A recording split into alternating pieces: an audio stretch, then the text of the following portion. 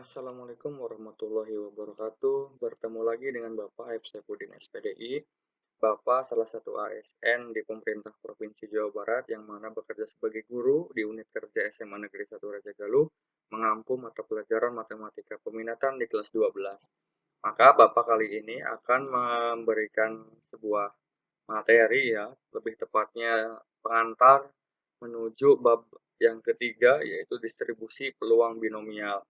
Yang mana distribusi peluang binomial ini perlu adik-adik semua ketahui, anak-anak semua ketahui bahwasanya ini masuk dalam rumpun KD 3.5 menjelaskan dan menentukan distribusi peluang binomial yang berkaitan dengan dan hal-hal yang berkaitan dengan fungsi peluang binomial.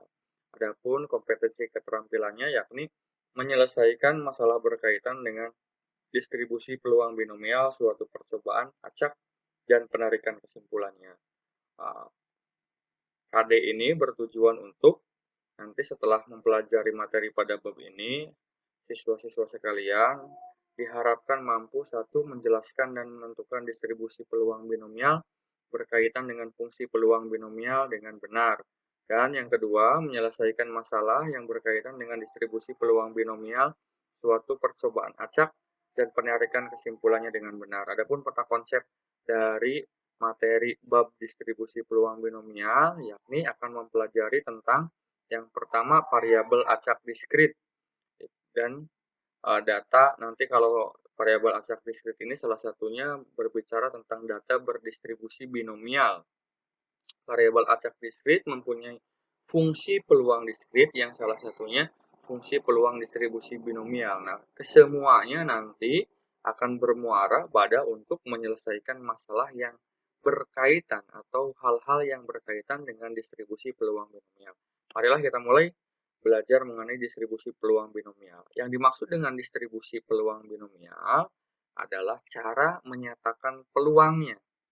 Bahwa menyatakan peluang itu bisa dengan mungkin tiga cara atau tiga bentuk untuk mendistribusi peluang. Yang pertama bisa menggunakan rumus, yang kedua bisa menggunakan tabel, dan yang ketiga nanti bisa menggunakan grafik gitu ya. Sekali lagi, distribusi peluang itu bisa dengan rumus, bisa dengan tabel, dan bisa dengan grafik.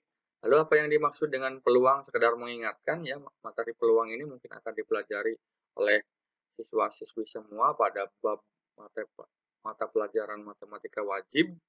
Nah, peluang itu apa? Peluang itu ketika kemungkinan, salah satu kemungkinan dibagi semua kemungkinan. Diulangi, salah satu kemungkinan dibagi dengan banyaknya kemungkinan. Contoh, salah satu kemungkinan dari sebuah koin adalah angka atau gambar. Semua kemungkinannya angka dan gambar. Jadi ketika kalian ingin bertanya peluang muncul gambar, berarti gambar kan salah satu kemungkinan dibagi dengan angka dan gambar. Jadi nilai peluangnya 1/2. Ya. Yang dimaksud dengan peluang nanti berbicara kemungkinan dan semua kemungkinan. Kemungkinan itu bahasa matematisnya mungkin sampel. Semua kemungkinan nanti bahasa matematisnya ruang sampel. Lalu apa yang dimaksud dengan binomial? Secara bahasa, binomial bi itu 2, nomial itu kemungkinan. Jadi nanti binomial itu yang berbicara, yang berkaitan ya, hal-hal pada contoh peluangnya tersebut yang hanya akan ada 2 kemungkinan. Tadi bisa contoh koin ada 2 kemungkinan. Ya. Lalu hal-hal lain juga bisa dibuat menjadi 2 kemungkinan cut off-nya. Ya. Lanjut, kita ke apersepsi terlebih dahulu. Ada kejadian ya di dalam kehidupan itu yang hanya mempunyai 2 kemungkinan yang saling berkomplement. Sebagai contoh, seseorang mengikuti tes penerimaan karyawan di suatu perusahaan. Dalam hal ini ada 2 kemungkinan kalau ikut tes. Yang pertama mungkin saja karyawan itu diterima atau ditolak. Contoh yang lain misalkan yang saling berkomplement itu misalkan siang dan malam, sukses, gagal, dan seterusnya. Nanti silakan Kalian bisa cari sendiri contoh-contoh lain kemungkinan yang saling berkomplement. Kalau misalkan Pak bertanya kalau dadu itu 2 atau 6 kemungkinan. Sebetulnya dadu itu pada hakikatnya ada 6 kemungkinan, tapi bisa tidak disubstitusi ke dalam 2 kemungkinan? Bisa, tapi tinggal nanti dadu tersebut kalian pilih mata berapa yang ingin suksesnya. Misal rata-rata kan ingin keluar mata 6 kan? Maka keluar mata 6 itu dibilang sukses, yang selain mata 6 nanti dibilang gagal. Itu kan 2 kemungkinan, sukses, gagal. Yang gagal misalkan 1, 2, 3, 4, atau 5. Meskipun kemungkinannya banyak, bisa kita buat menjadi hanya kemungkinannya 2 atau binomial ya. Yang paling penting di dalam binomial ini nanti adik-adik semua atau anak-anak semua, di siswa-siswi SMA dimanapun kalian berada, kalian harus paham mengenai sekali lagi sampel dan ruang sampel. Sampel itu salah satu kemungkinan, ruang sampel itu banyaknya kemungkinan.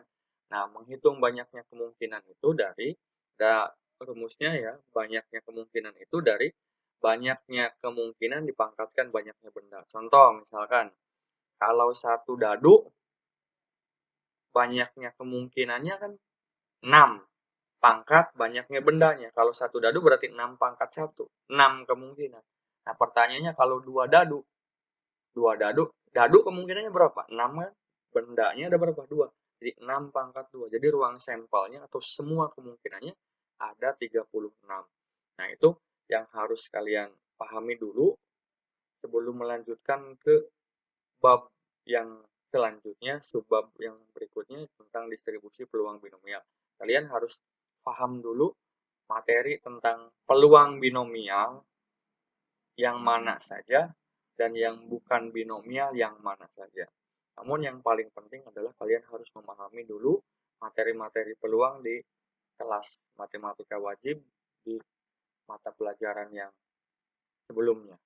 Silahkan diingat-ingat dulu sebelum kita melanjutkan ke pembelajaran yang berikutnya. Sekian dulu dari Bapak. Kurang lebihnya mohon maaf. Sampurasun. Assalamualaikum warahmatullahi wabarakatuh.